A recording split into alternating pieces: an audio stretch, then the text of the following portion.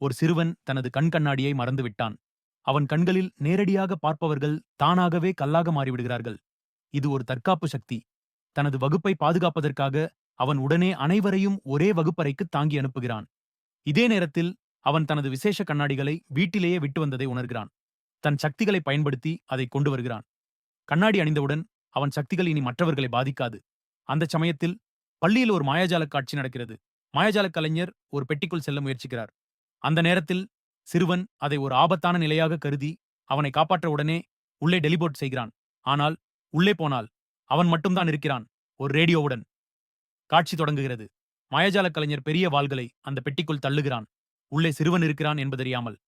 ஆனால் அவனுடைய சக்திகள் இப்போது ஓய்வில் இருக்கின்றன. எனவே அவன் அங்கு சிக்கிக் கொள்கிறான்.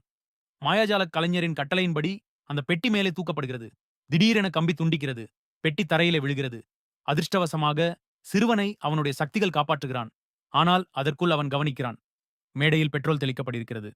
மாயாஜால கலைஞர் இறுதி அரங்கேற்றத்திற்கு தயார். மரப்பெட்டியை தீ வைத்து எரிக்கிறார்.